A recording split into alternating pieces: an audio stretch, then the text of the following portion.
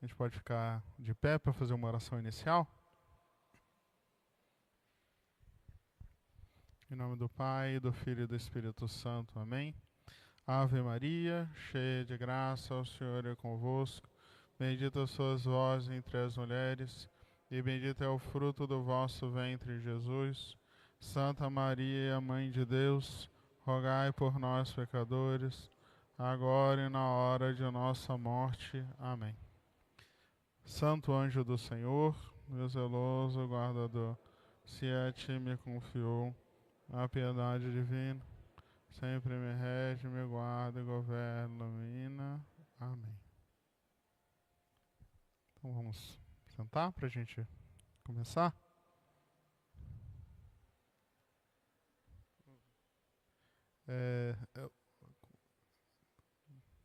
Esse tema é um pouco... Eu não sei se para as meninas... Se não seria melhor as meninas ficarem... que é um pouco forte.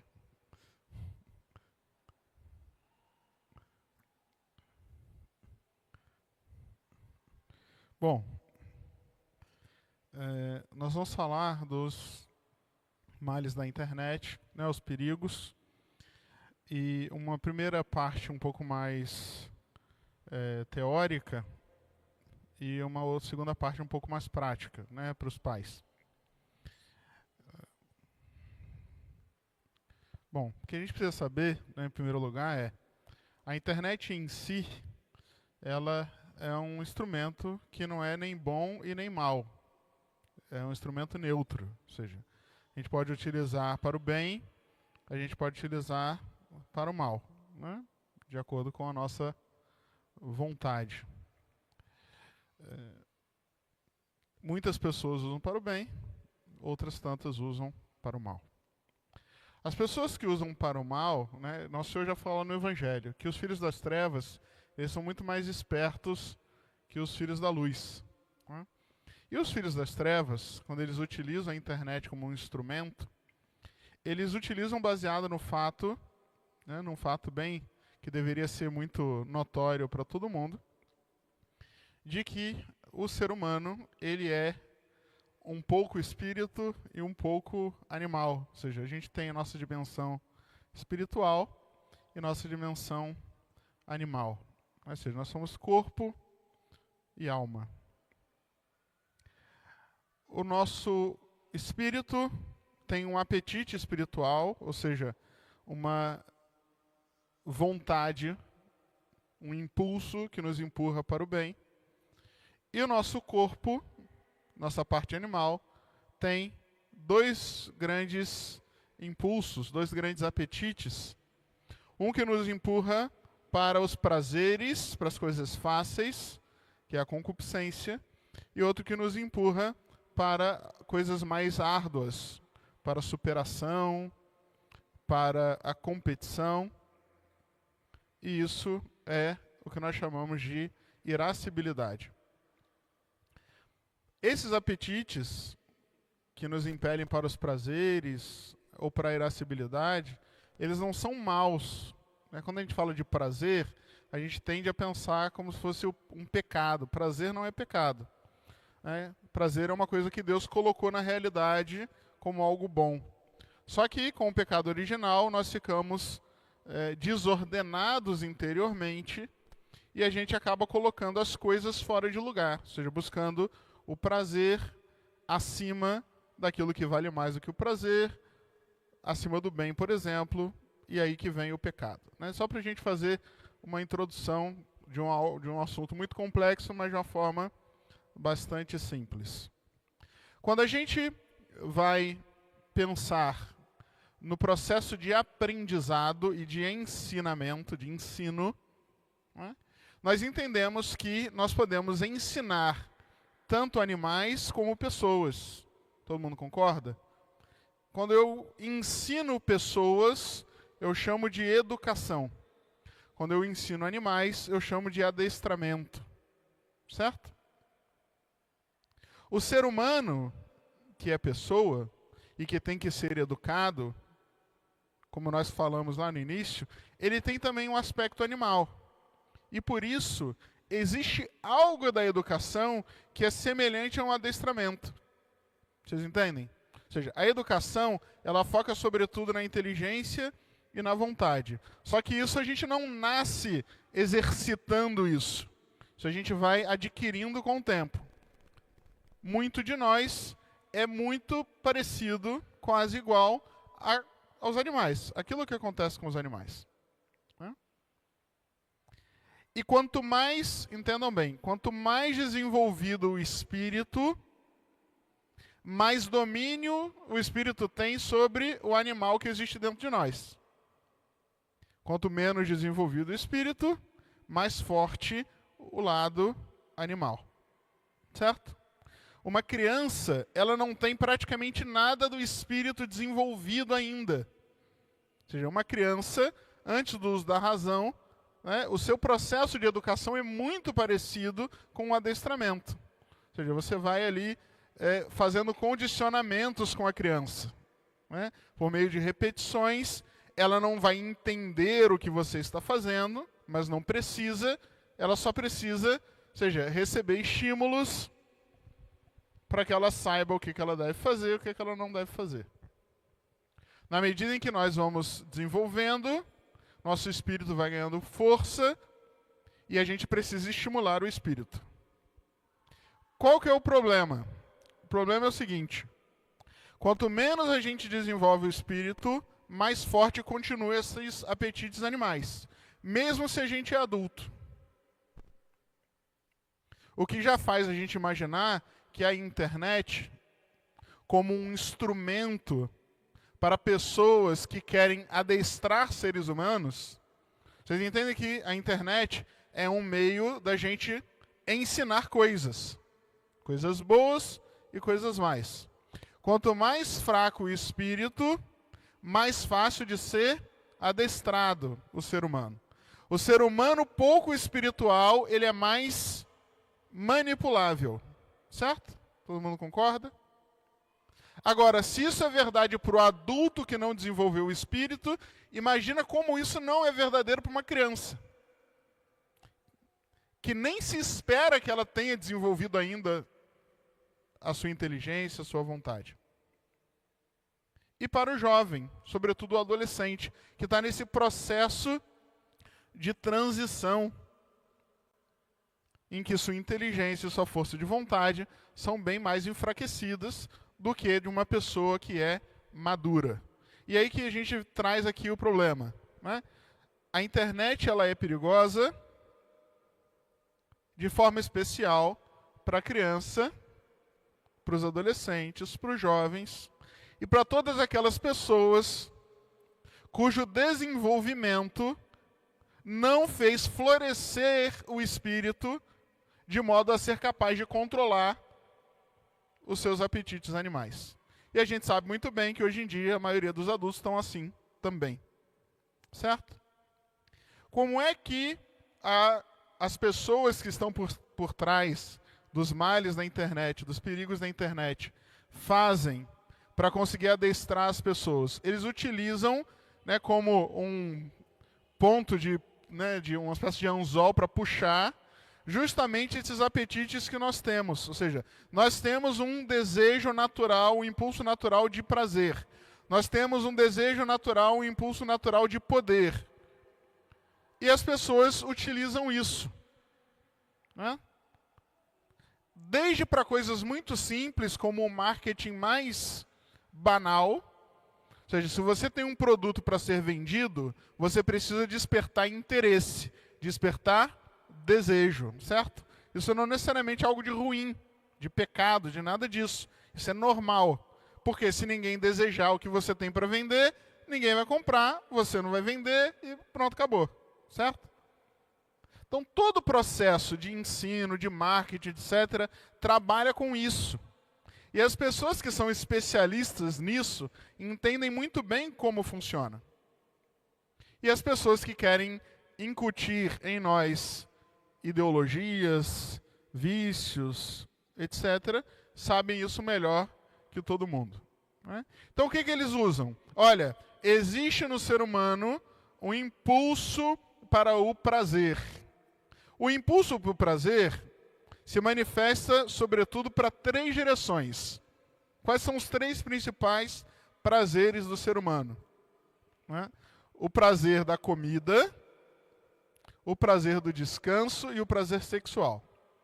O prazer da comida, a internet não tem muito o que fazer, porque a gente não consegue comer online, certo? Já pensou? O iFood, ele traz a comida para você, ele não te alimenta pelo aplicativo, certo? O prazer do descanso piorou, porque a internet mais te atrapalha a descansar do que te ajuda. Só existe um tipo de prazer que a internet proporciona, que é o prazer sexual. E o prazer sexual proporcionado pela internet, nós chamamos de pornografia. Que é só um desenvolvimento tecnológico de uma coisa que sempre existiu. Só que no início era pintura, depois virou livro, depois virou foto, depois virou a internet. Com a internet, esse tipo de conteúdo adquiriu um potencial nunca antes visto na história da humanidade, do ponto de vista da quantidade, do ponto de vista da acessibilidade, porque está ali no bolso de todo mundo, e também do ponto de vista da manipulação. Ou seja, as pessoas conseguem manipular o conteúdo para ser o mais, digamos, prazeroso possível, mais atrativo possível, e assim por diante. Se estimula que 27% de tudo que existe na internet seja pornografia. Então você junta aí, desde conteúdos bons, sei lá, a missa que está sendo transmitida, a site de receita de bolo, a xicrinha de bom dia que o pessoal manda no WhatsApp, tudo. 27% de tudo é pornografia. E na internet não existe nada que movimente mais dinheiro. A indústria pornográfica, que está junto com a indústria de tráfico humano, é a terceira indústria mais rica que existe, só perde para tráfico de drogas e tráfico de armas. Movimenta em torno de 2, 3 bilhões de dólares ao ano. Para vocês terem uma ideia, o principal site pornográfico do mundo, ele tem mais acesso do que Amazon, Netflix e Twitter somados, em média. E se você quisesse assistir todo o conteúdo, você ia passar 100 anos assistindo e não ia terminar de ver. Para vocês terem uma ideia da quantidade da coisa. Não é? Então, a internet sabe disso. Então, ela promove isso. E lembra que a gente falou que a criança ela é mais vulnerável? Então, o que essas pessoas querem fazer? Elas querem que essas coisas cheguem nas crianças. E como que elas fazem isso? Elas fazem isso, ou seja, por meio de mecanismos que exploram o fato de que os pais não vigiam o que os filhos estão vendo, ou o fato de que os pais não entendem como funciona a internet, que é o que acontece na maioria dos casos. E isso às vezes passa por meio de plataformas aparentemente inofensivas, de jogos, de desenho animado, etc. E tantas outras coisas. E isso capta a criança. A gente tem aí uma estatística de que o primeiro contato costuma ser em torno dos 8 anos. Então, que é muito cedo. A partir dos 13, se estipula que pelo menos metade das pessoas já tiveram contato. Mais da metade. Então, esse tipo de conteúdo fica ali, e aquilo, como desperta algo que é natural em nós, que é o desejo de prazer, isso segura a pessoa numa espiral de vício, em que a pessoa não consegue sair, e ela não só não consegue sair, ela vai mergulhando cada vez mais fundo, porque o vício é assim, você precisa de sempre mais forte. E é por isso que de todo o conteúdo pornográfico que existe, do mais assistido, quase 90% é violento. Porque é como se fosse droga. A pessoa, ela tende a buscar drogas mais pesadas. E a droga mais pesada no vício da pornografia é aquela que vem junto com violência. Bom, ao mesmo tempo, essas pessoas exploram em nós esse desejo que a gente tem de poder, de, digamos, esse narcisismo que existe dentro de nós. Se orgulha, essa vaidade. E a internet conseguiu criar, com as redes sociais, o mecanismo perfeito para alimentar o narcisismo das pessoas, sobretudo com sistemas de aprovação. Então, nas redes sociais, a pessoa posta uma coisa, todo mundo vai lá e diz que gostou, né? E a pessoa se sente bem com aquilo, e ela quer mais, só que ela percebe que para ela ter mais daquilo, ela tem que oferecer mais, e não existe nada que gere mais resultado do que o prazer. Então a tendência natural é que as pessoas que vivem atrás dessa satisfação, elas acabem enveredando por um caminho de impureza que não é nem o foco dela. É só porque isso é o meio mais prático, fácil e barato dela conseguir a aprovação que ela quer. Quando essa aprovação não vem, quando vem a desaprovação, surge o problema do bullying, do cyberbullying, que representa hoje mais de 60% dos casos de suicídio de adolescentes. Né? Aquilo que antigamente era mera zoeira de escola, agora se carrega, né? Ou seja, é carregada junto com o adolescente, com o jovem, 24 horas por dia, numa dimensão que a gente não é nem capaz de imaginar. E o adolescente que não está preparado para receber essa carga negativa na mente, acaba, né, ou seja, caindo na depressão, na ansiedade e muitas vezes no suicídio. Né? Isso aqui, gente, é só um resumo muito en passant da coisa. Quais são os motivos pelos quais nós somos capazes de criar uma sociedade dessa maneira?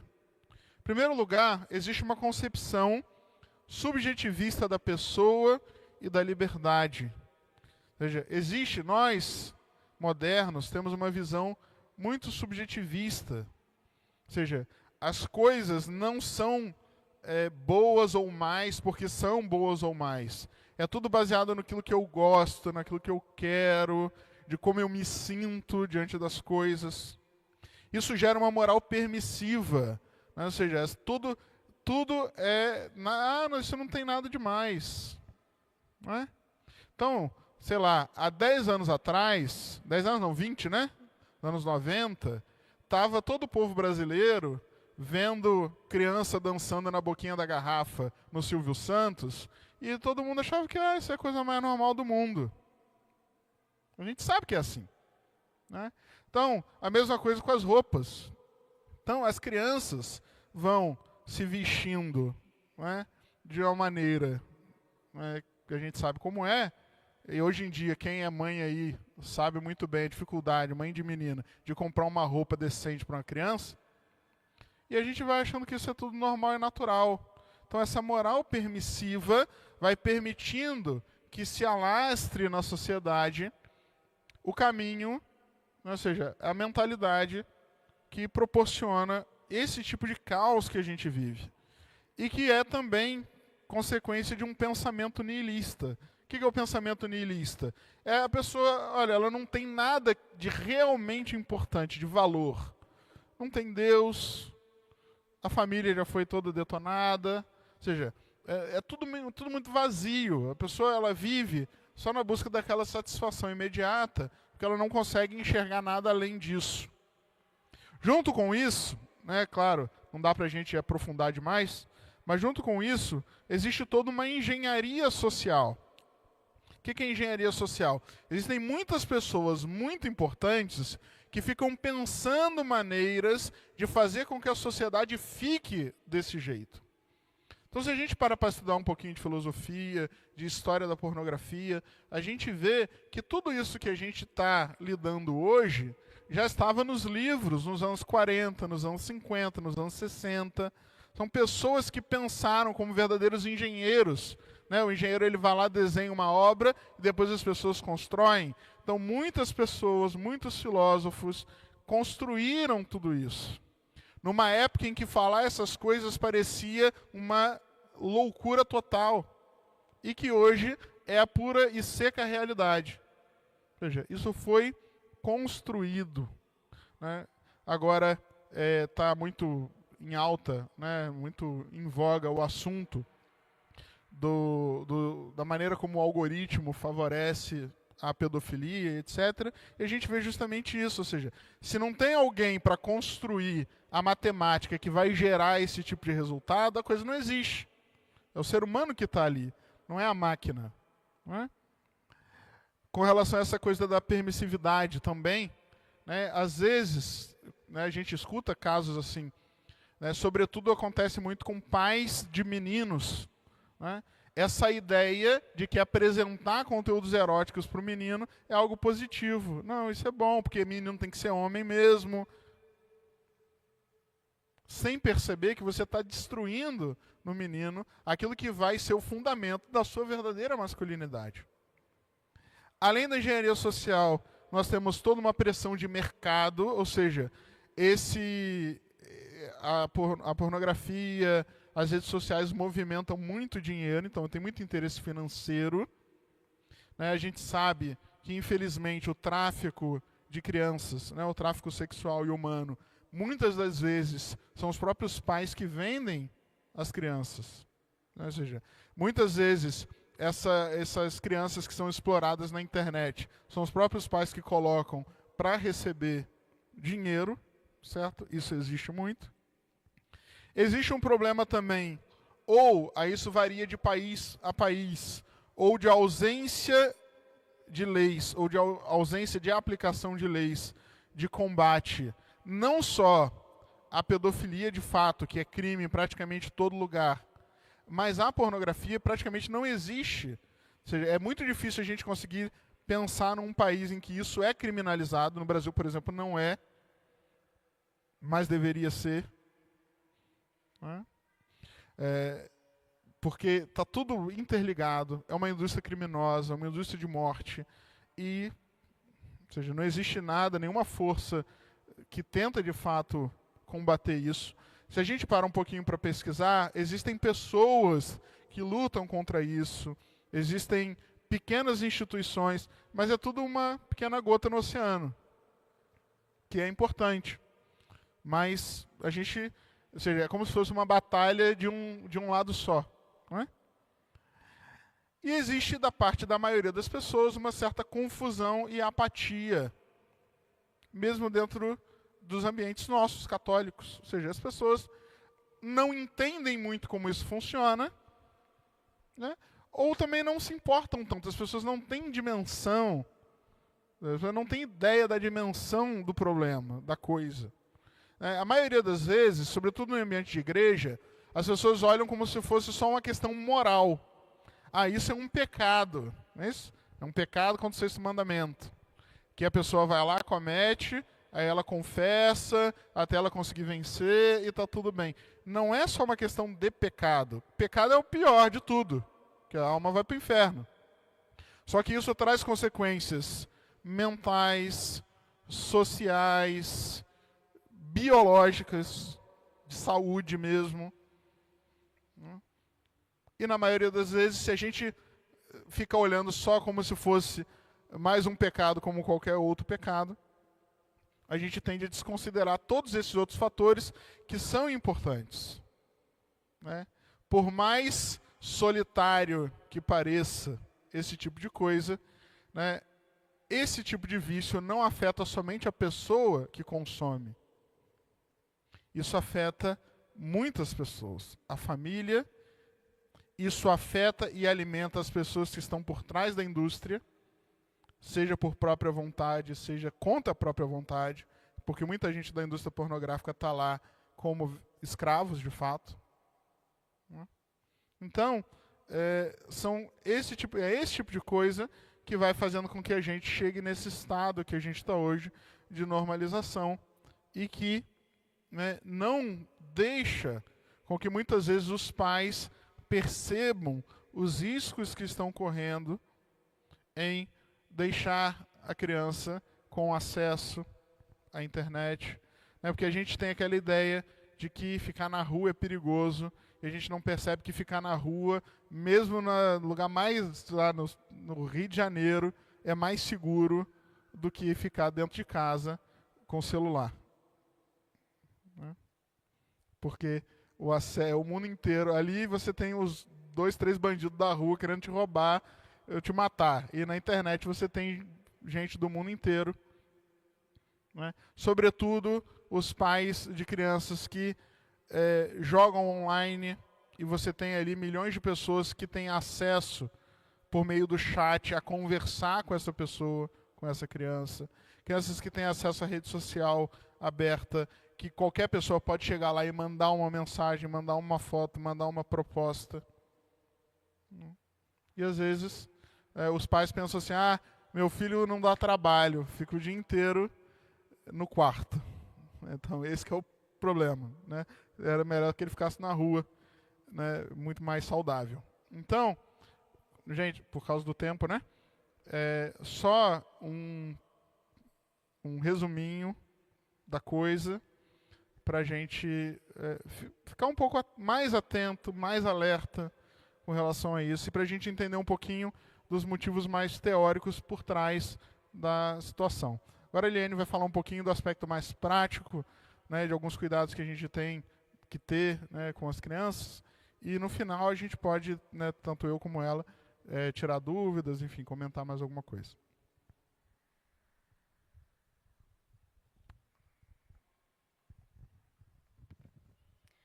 Boa noite. Bom, eu vou me apresentar rapidinho, porque eu acho que nem todo mundo me conhece. Né? Meu nome é Eliene, eu sou enfermeira de formação. Sempre gostei muito de criança, então eu já fui logo para me especializar em neonatologia. Só que quando eu fui trabalhar no hospital, eu percebi que aquilo lá não era para mim, porque eu via as criancinhas doentes, né, cada um mais debilitada que a outra. Eu pensei, gente, o meu sonho é ver criança feliz, criança correndo. Claro que é uma muito nobre a profissão de enfermagem, né, mas eu larguei tudo e fui para a área de educação, para trabalhar em escola, para ver criança feliz no pátio da escola brincando. E aí eu migrei para a área de educação. Então, eu fiz a especialização em neuropsicopedagogia, aí eu sou até professora aqui dos Pastorinhos, trabalho com as crianças com virtudes, né, ajudando nos bons valores, através das histórias. Então, só para vocês terem uma breve noção. Então, a partir de todos esses perigos, né, que o padre falou, a pergunta é, será que meu filho está preparado para usar as redes sociais? Com qual idade que eu posso liberar o celular para a criança? Né? Porque isso é muito complicado. A gente precisa que ele tenha maturidade primeiro. Né? Então, o que eu preciso ensinar para que quando esse momento chegar, ele tenha recursos para utilizar as redes? Né? Então, quando o meu filho, por exemplo, se a criança já estiver usando também, o que eu posso fazer para ajudá-lo a ter um uso consciente? Então, aqui a gente está diante de um grande problema, né? Porque a maioria dos pais acham que a gente precisa respeitar a liberdade das crianças. Então, existe, sim, alguns conceitos muito verdadeiros em relação a isso, né? Que a gente escuta ao falar sobre educação, mas eles não são aplicados da melhor forma, né? E muitas vezes eles são aplicados no momento errado. Por exemplo, eu vou explicar para vocês. No caso do dia de hoje, nós vamos falar sobre essa questão da liberdade. Então, por exemplo, alguém já deve ter falado assim para vocês, você como mãe precisa respeitar a liberdade do seu filho. Né? Seu filho é uma pessoa única, ele tem as suas preferências, ele precisa aprender a tomar as suas decisões. Né? Você não pode a todo momento querer super proteger. Até quando? Né? Principalmente em relação à autoridade. Né? Às vezes a gente acha que a gente está sendo autoritário demais com as crianças. Por exemplo, ele não gosta de fazer alguma coisa, então você não pode obrigá-lo a fazer aquilo que ele não gosta. Ele é diferente de você. Né? Se ele tem um determinado jeito, você como mãe não pode, através das suas decisões, querer imprimir nele as suas próprias decisões. Ele é diferente, o seu filho é uma outra pessoa. Então, isso é verdadeiro? Sim. O seu filho é uma outra pessoa, ele tem um temperamento diferente, ele tem qualidades, defeitos, habilidades muitas vezes diferentes da nossa. No entanto, a gente não pode esquecer essa parte essencial que o Padre Arthur falou sobre o espírito, que é o quê? As crianças não têm a faculdade da inteligência e da vontade desenvolvida. Então, nós funcionamos, nós pais, somos a vontade auxiliar da criança. Nós precisamos ajudá-los através da nossa inteligência. A criança, ela só tem ali os impulsos. Ela quer fazer o que é mais fácil, ela quer buscar o prazer, né? O prazer da comida, da brincadeira, quer fazer só o que é legal. Então, nós, como pais, precisamos ter os pés no chão e falar não para a criança através dos limites. Então, por exemplo, a liberdade, no caso, né, ela só consegue funcionar quando a gente tem a inteligência e a vontade bem formada. A partir daí, a gente consegue ter boas decisões. Então, os pais, eles têm o dever de ajudar os filhos a desenvolver isso. Sendo que, quando eles estão mais próximos da adolescência, lá para 15, 16 anos, é que eles conseguem tomar decisões de forma mais responsável. Então, o processo educativo de amadurecimento consiste em ajudar o ser humano a tomar posse daquilo que lhe é próprio, que é o quê? A sua inteligência, a sua vontade e a sua liberdade. Eu fiz até uma colinha aqui pra gente hoje, porque eu tenho mania de devagar muito. Eu começo a devagar no tema, então, como a gente tem um tempo mais curtinho, eu fiz uma colinha aqui pra gente se situar. Então, como que a gente exerce isso? Através da nossa autoridade. A nossa autoridade é que vai guiar o crescimento dos jovens, das crianças, vai fazer com que ajude no amadurecimento deles. Então, ajudar a tomar posse das capacidades até que eles possam caminhar sozinhos. É igual a criança pequena quando aprende a andar. Eles precisam do nosso apoio. A gente dá a mão para eles se apoiarem em nós. Quando eles começam a ter um equilíbrio melhor, a gente já solta, eles já andam sozinhos. Então, é a mesma coisa, eles não vão precisar de nós a vida toda. Mas, enquanto eles não tiverem com a capacidade de tomar decisões responsáveis, quando eles não tiverem esse espírito desenvolvido através da inteligência, a vontade fortalecida, eu vou passar aqui para vocês alguns exemplos, hábitos, né? Bons hábitos que a gente precisa ajudar as crianças para fortalecer a vontade dela.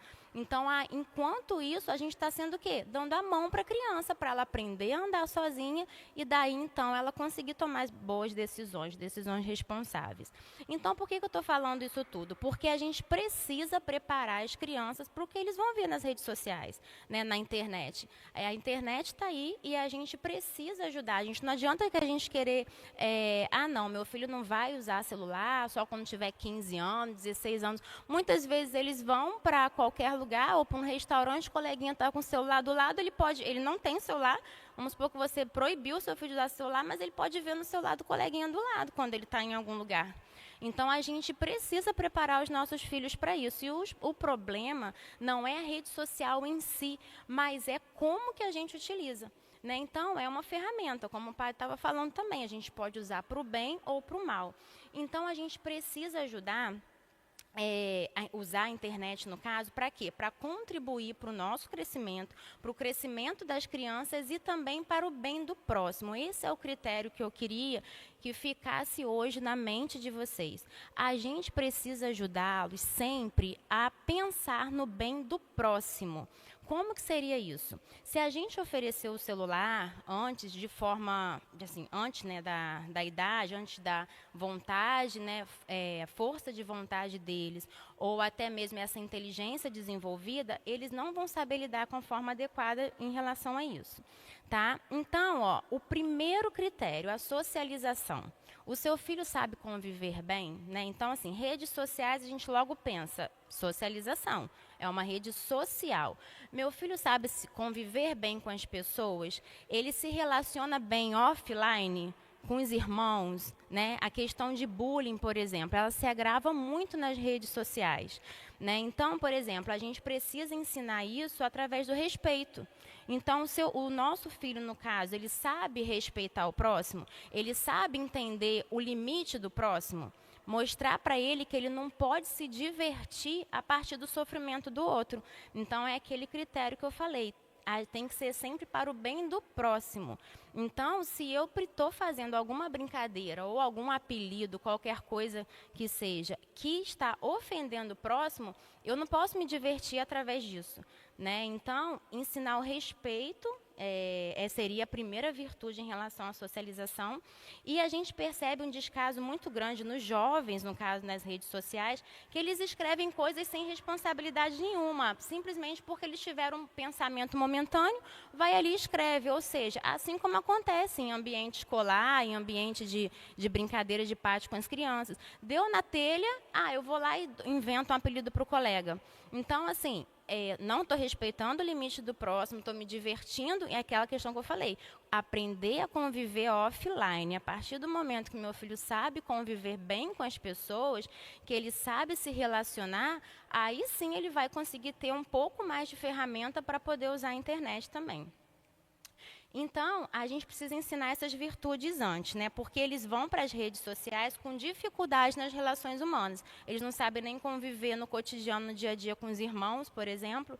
Né? Então, eles precisam ver esses princípios em ação, no dia a dia, os valores e as virtudes, eles não nascem espontaneamente na gente, como é no caso do desenvolvimento físico. O braço da criança, ele vai se desenvolver espontaneamente. Os valores e as virtudes não, exige esforço. Né? Então, eu preciso a cada dia ensinar o meu filho como faz. Hoje mesmo, na aula aqui no colégio, teve uma menina que me perguntou, poxa tia, por que as pessoas hoje em dia não querem ser mais santas? Aí eu falei para ela, simplesmente por quê? Porque a porta do céu é larga ou é estreita? Exige esforço, né? Então, para que a gente possa desenvolver virtude, que a gente estava conversando sobre Carlo Acutis, né?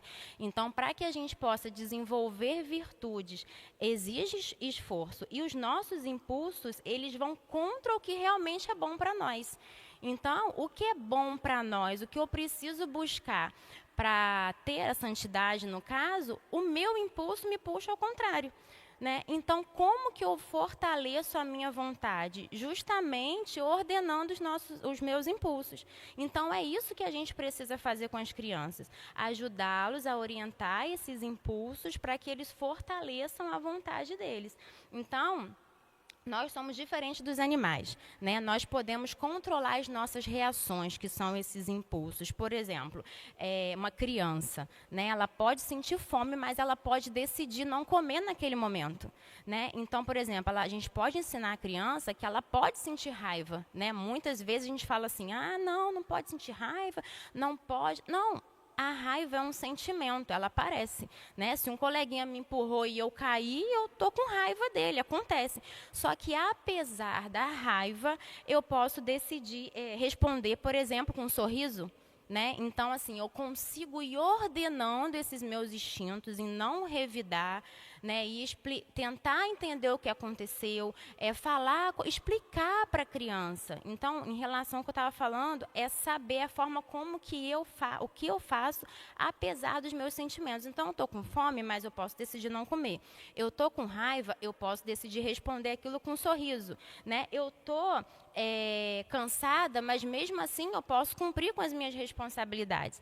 Então, a partir dessa questão que a gente vai fazendo contra os nossos instintos, a gente vai fortalecendo a nossa vontade. Então, ser livre não é fazer qualquer coisa que venha na minha mente. A gente tem que explicar isso para as crianças todos os dias e incutir isso na nossa mente também. Porque a gente não está respeitando a liberdade da criança. Quando a gente dá um celular na mão dele, ou quando a gente fala que ele pode dormir a hora que ele quiser, ou quando a gente fala que ela pode escolher a roupa que ela quer sair. Não, ela não tem liberdade ainda, por quê? O que eu falei lá no início, a liberdade, ela precisa da faculdade, da inteligência e da vontade bem desenvolvida. Tá? Então, ter domínio sobre essas próprias ações significa agir com a consciência. Então, a gente precisa estar atento, reconhecer os nossos erros e ajustar o comportamento. Então, por exemplo, eu reconheci um erro. Ah, desculpa, né? Tem muitas mães também que ensinam as crianças a pedirem desculpa. Ok, você pode pedir desculpa, mas você tem que corrigir a rota. Né? Você precisa aí ajustar esse comportamento. Então, esse é o verdadeiro uso da liberdade. É a partir do momento que eu consigo controlar o meu impulso e agir de acordo com a minha inteligência, com uma vontade mais fortalecida. Então, o primeiro ponto seria a socialização. Né? Como que a criança se relaciona com os irmãos? Ela consegue conviver bem com a família? Se seu filho fala de forma grosseira com você, bate porta, grita, age com desrespeito, ele ainda não está pronto para se socializar na internet. Né? Então, a primeira etapa é a socialização. Isso acontece dentro de casa. Tá? Se ele não aprendeu isso no ambiente familiar, dificilmente ele vai saber se comportar no mundo digital. Então, a gente precisa ensiná-los a ser bons filhos, cuidar das próprias responsabilidades e também a responder de forma adequada. O segundo ponto seria a questão de seguir horários, que a gente fala tanto, né? Em relação à rotina. Horário para acordar, horário para estudar, para ler, para conviver com a família, estar com os amigos, praticar atividade física. Então, por exemplo, se a pessoa, criança, consegue administrar, se ele não consegue, no caso, administrar o seu tempo, essa desorganização vai refletir aonde? No uso do celular. Que ele vai gastar tempo demais no celular. Então, se ele não tem ali uma rotina, isso é muito, assim, é difícil de fazer, mas é rápido em relação a estabelecer a rotina e fazer com que a criança ou adolescente cumpra. Né? Porque, mais uma vez, eu vou estar indo contra os meus instintos, né? Vou estar indo contra essa questão toda que a gente estava explicando, mas eu vou estar fortalecendo a minha vontade. Então, se um adolescente, por exemplo, ele recebe o celular e a partir disso ele deixa de estudar, passa a ficar mais irritado, no caso, ele deixa de estudar, deixa de conviver com a família, deixa de ler, deixa de praticar atividade física, e aí ele passa a ficar mais irritado porque ele sente que as outras atividades estão atrapalhando o uso do celular. O que vai acontecer? Isso é um sinal claro que ele não está pronto para usar o celular. Então, a rotina é o segundo ponto essencial também para que a gente possa fortalecer a vontade das crianças e do adolescente. Isso ajuda demais. Então, quando eu falo não para a criança, não é que eu não estou respeitando a liberdade dela. Eu estou simplesmente colaborando para que fortaleça a vontade dela, para então ela possa fazer as decisões mais livres e consiga, então, fazer as decisões a partir da inteligência e não dos instintos. E o terceiro ponto seria o sono. Né? Se ele não consegue respeitar o horário de dormir, mais uma vez, ele não conseguiria parar de usar o celular à noite, por exemplo, né? Quando ele estiver mais jovenzinho. Então, muitos adolescentes passam horas nas redes sociais porque nunca aprenderam a estabelecer limites também para si mesmo. E aí a virtude, no caso, para a gente conseguir combater isso, é a virtude do autocontrole, né? Que é a capacidade o quê? De resistir aos impulsos, mais uma vez. Então, a rotina, que é o segundo ponto, também ajuda na questão do autocontrole. Mas essa questão aqui do sono também, a gente vai o quê? Resistir aos impulsos, tendo assim a virtude do autocontrole. Então, se uma criança ela aprende desde cedo a dizer não para um desejo imediato, por exemplo, ela vai estar mais preparada lá na frente a resistir aos impulsos do mundo digital. Né? Então, as redes sociais, eles são um grande estímulo para os impulsos, como o padre mesmo falou também na primeira parte. O ambiente digital, ele oferece estímulos constantes de quê? De dopamina. A gente já viu isso também em alguns lugares na internet, toda hora fala que são aquelas doses altas de dopamina com os reels que a gente assiste. Então, é muito mais atraente do que as atividades que exigem esforço. As crianças, elas querem se afastar do esforço. Então, é mais fácil ficar ali no celular, passando o feed, né, nas redes sociais. Então, é mais fácil para ela isso do que estudar, ouvir um professor. O professor, hoje em dia, tem que fazer malabarismo dentro de sala de aula para conseguir com que a criança preste atenção na gente. né? A gente tem que preparar PowerPoint, tem que fazer quiz, tem que fazer um monte de coisa. Por quê? Porque eles não conseguem parar e ficar sentadinhos ouvindo. Não, porque eles estão já com os níveis de dopamina altíssimos. Tem que ser tudo assim, muito rápido. Então, eles não conseguem, né, ouvir o professor, não conseguem participar de uma conversa em família, a gente não consegue sentar para jantar, para conversar. Não, tem que estar sempre nessa questão do celular. Isso é muito complicado, a gente precisa estar muito atento a isso. E a quarta e última, no caso, seria, vamos lá, socialização, rotina, sono. E a quarta seria o quê? Desenvolver a força moral dos nossos filhos. Para quê? Para eles conseguirem identificar o erro e não imitar. Né? Então, a gente não precisa, isso é outro erro também, né? A gente não precisa necessariamente afastar os nossos filhos das pessoas que agem de forma errada. Mas a gente precisa ensiná-los a ter discernimento para não serem influenciados negativamente. Tá? Por exemplo, aqui, a gente precisa ensinar os nossos filhos a superar os obstáculos. Quando a gente deseja algo, que a gente encontra dificuldade, a gente deve ter o quê? A virtude da fortaleza para resistir. Mas a gente precisa também ter a virtude da prudência para recuar.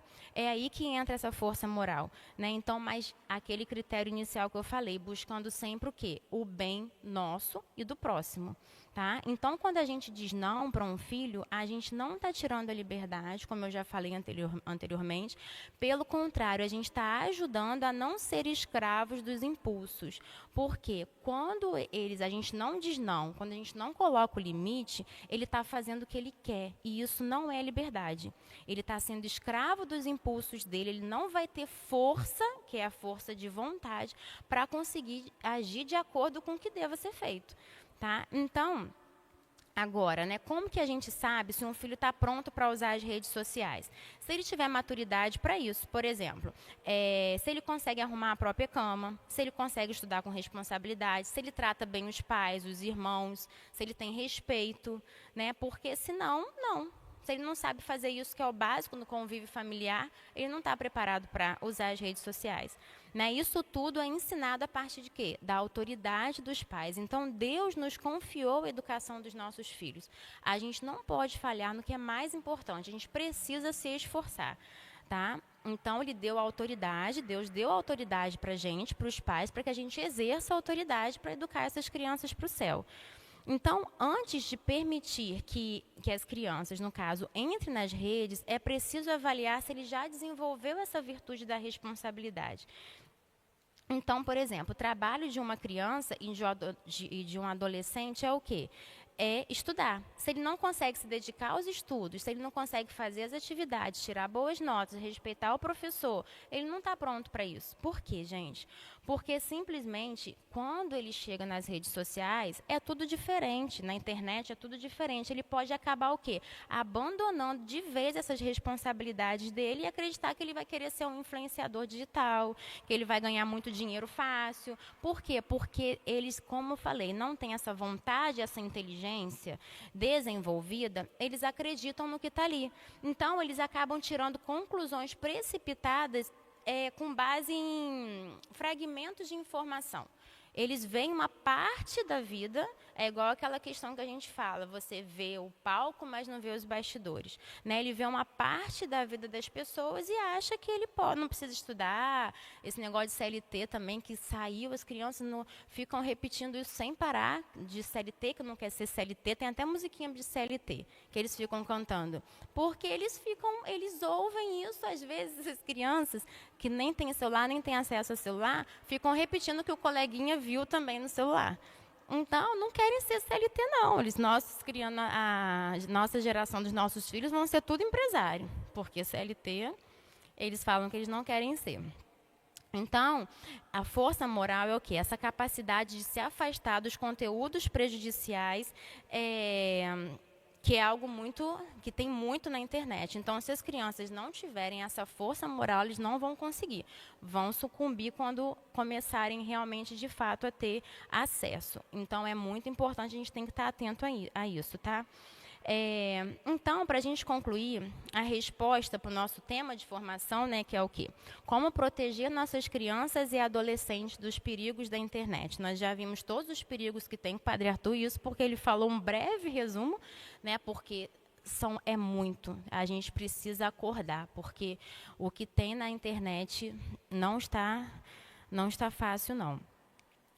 Qual seria a resposta? Ensinando virtudes, gente, ensinando bons hábitos. A gente ensina isso com os pequenos hábitos do dia a dia, presença atenta dos pais e um ambiente familiar saudável, né? Então, recapitulando, as crianças precisam aprender a conviver, a se socializar, elas precisam ter rotina, elas precisam ter hora de sono, elas precisam ter força moral.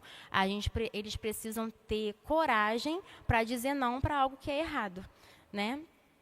Então, se a gente fizer isso, a gente vai aumentar muito as chances de que quando eles chegarem à adolescência e de começarem de fato a ter acesso às redes, eles saibam utilizar de forma mais consciente, ok? Então, seria isso nosso tema de hoje. Qualquer dúvida, a gente está aqui para esclarecer e ajudá-los no que for possível.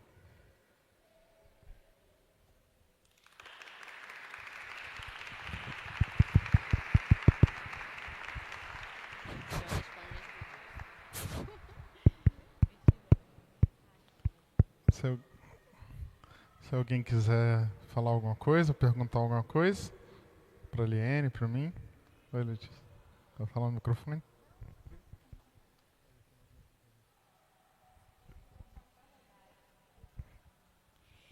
Então, a Liene falou aí sobre os pontos, né, de quando que a criança está pronta para ter uma rede social. Seriam todos esses pontos tem que estar ok? Ou tipo assim, a maioria tem, Isso, não? então, a gente precisa só ficar atenta, porque ela Celular já é... e rede social, assim. Isso, celular também. Por quê? Porque ela vai ver coisa ali dentro dos jogos, né? Vai parecer uma propaganda de pornografia para ela. Se ela não tiver a força moral de não clicar naquilo ali, ela vai clicar naquilo ali. Então, ela precisa saber que aquilo ali não é correto. Então, quando que a criança, como eu falei lá no início, quando que ele já tem a inteligência e a vontade mais fortalecida? Quando ele desenvolveu tudo isso que eu falei. Então, uma criança que sabe dizer não para, por exemplo, uma brincadeira, não vou dar um exemplo de um aniversário, que eu ia falar assim, não vou no aniversário porque eu tenho rotina para dormir. Isso é outra coisa importante. A rotina, gente, né? Tipo assim, tem aniversário meio de semana, 8 horas, eu não vou porque meu filho tem que dormir 8 horas. Não é assim também. Né? A gente precisa ter uma flexibilidade, porque muitas pessoas levam ao pé da letra quando descobrem a verdade, que a verdade é muito atrativa, né? Então, quando descobre a verdade, não, agora eu vou entrar no jeito, e aí começa com uma rigorosidade muito grande.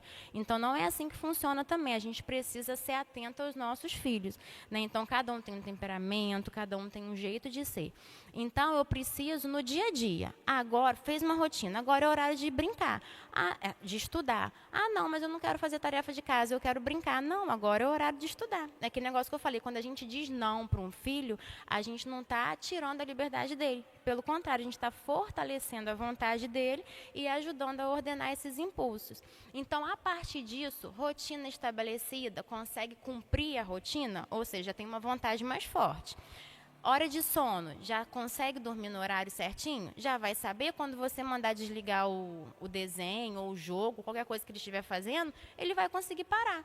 Ele não vai ficar, só mais 5 minutos, só não sei o quê, o último. Por quê? Porque você está ensinando através da rotina antes que tem hora para tudo. Então, quando você der o celular, ele vai ter 1 hora para mexer no celular, um exemplo. 30 minutos para jogar. Quando acabar, ele vai ter que parar. Porque ele já está acostumado a fazer isso habitualmente. Já tem o horário do estudo, depois ele sabe que ele tem que brincar, depois tem que conviver com a família, depois vai brincar, vai para a atividade física. Então, quando ele consegue cumprir essa rotina, por exemplo, não brigar com os irmãos, como eu falei, estou com raiva do meu irmão, ok, mas trata ele direito. Não é porque você está com raiva que você vai bater, porque você vai revidar. Então, isso tudo ele vai ordenando esses instintos dele, né? Essas mais inclinações. E aí, quando ele consegue ter isso tudo bem ordenado, isso vai refletir no bom uso do celular. Entendeu? Então, isso é em relação ao quê? A nossa percepção do dia a dia. A gente precisa perceber isso. Mas, em média, gente, é adolescente. Se criança de 10 anos, 11 anos, é muito cedo para dar celular. A não ser que seja uma criança madura. Aí, a partir de 11 anos, agora as crianças hoje em dia de 12 anos não têm maturidade. A gente precisa, a não ser que tenha uma rotina, tudo isso pré-estabelecido, como eu já falei. Mas isso os pais que têm que realmente conseguir discernir. E assim, uma coisa é o celular sem internet já pode ser prejudicial, né? Mas ao mesmo tempo pode ser introduzido antes. O celular com internet já vem depois. E dentro da internet, o que pode ser ou não acessado? Existem ferramentas de controle, não são 100% eficazes, mas seria importante que os pais conhecessem. E mesmo já percebendo todos esses sinais de maturidade, arrastar um tempo com uma supervisão bastante em cima.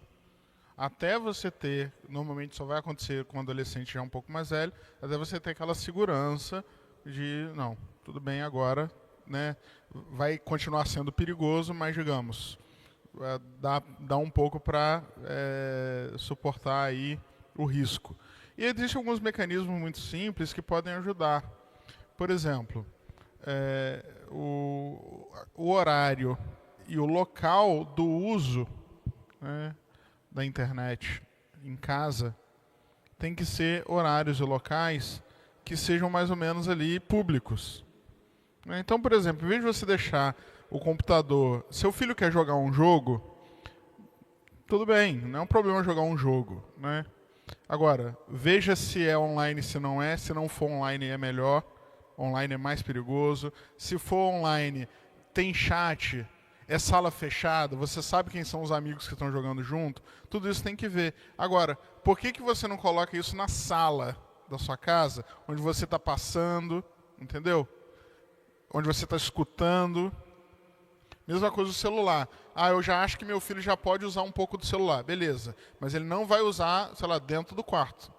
Ele vai usar só na sala, não vai usar com fone, vai usar com som. Porque são maneiras de você ver como ele usa. Aí depois que já tem um tempo, que o negócio você já viu como funciona, e você já é capaz de conversar com ele sobre as coisas, sobre essas coisas mais pesadas, digamos assim, né? Ou seja, na hora que você tiver uma certa segurança de que se alguém fizer uma ligação lá de vídeo, ele não vai atender, uma pessoa estranha. Se alguém oferecer alguma coisa, ele não vai... Aí você já pode... Claro, tudo isso é muito gradual. E isso varia também de pessoa para pessoa. Tem gente que vai adquirindo essa maturidade, essa força moral mais cedo. Tem gente que mais tarde. E claro, tudo isso que a Eliane falou são maneiras exteriores que a gente tem para conseguir captar um pouquinho de como está o interior da criança. Ou seja, se ela é capaz de ter disciplina nas coisas simples, de valorizar o estudo, etc. Não é o fato de que, eu arrumo minha cama e estudo, então estou pronto para enfrentar. Não, é porque essas coisas normalmente refletem uma ordem interior, que vão dar uma certa segurança para você começar, digamos, a deixar um pouquinho mais solto, para que ela vá adquirindo essa responsabilidade de saber como fazer, né, como utilizar e tal. E claro, gente, uma coisa que é muito difícil, mas que a gente deveria buscar fazer. A internet é uma espécie de linguagem. Então, a gente tem que aprender, como se fosse um curso de inglês, né? Você tem que se esforçar para entender o que está acontecendo, para saber como funciona. Coisas simples, por exemplo, às vezes os avós, os pais, os tios que tomam conta de uma criança não sabem olhar um histórico de YouTube. Entendeu? Às vezes você não tem como saber o que a criança viu, você não sabe olhar o histórico do negócio.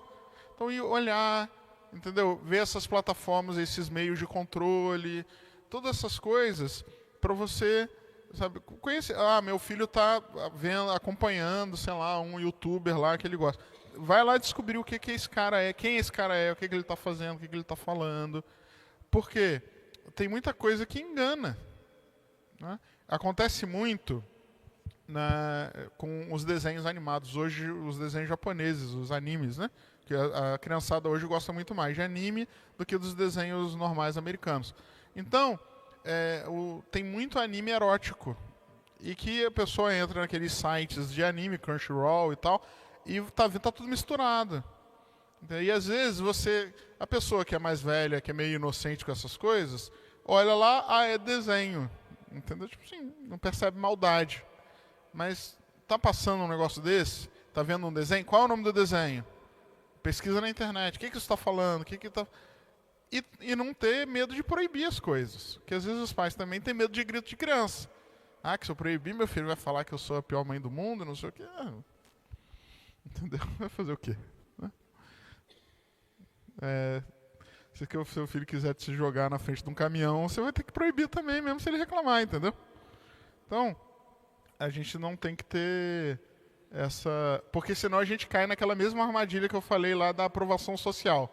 Tem pai e mãe que vivem da aprovação dos filhos. Entendeu? Os filhos têm que estar satisfeitos o tempo inteiro com o papai e mamãe. Não é assim. Não tem que estar. Se tiver, é porque está errado. Entendeu? Se seu filho nunca reclamou de você, é porque tem algum negócio errado. Ou seu filho é um santo daqueles que daqui a 200 anos a gente vai estar incensando aqui no altar, ou então tem algum problema muito sério. Entendeu? Normalmente, ou seja, o papel educativo é um papel também de restrição. Né? Então, a gente tem que saber sofrer também as consequências de ser chato, faz parte, né? Tá bom? Mais alguma coisa? Bom, é isso então. 9 horas. Agradeço muito, Liane, por ter falado aqui, compartilhado com a gente. E é isso, obrigado a todos que participaram.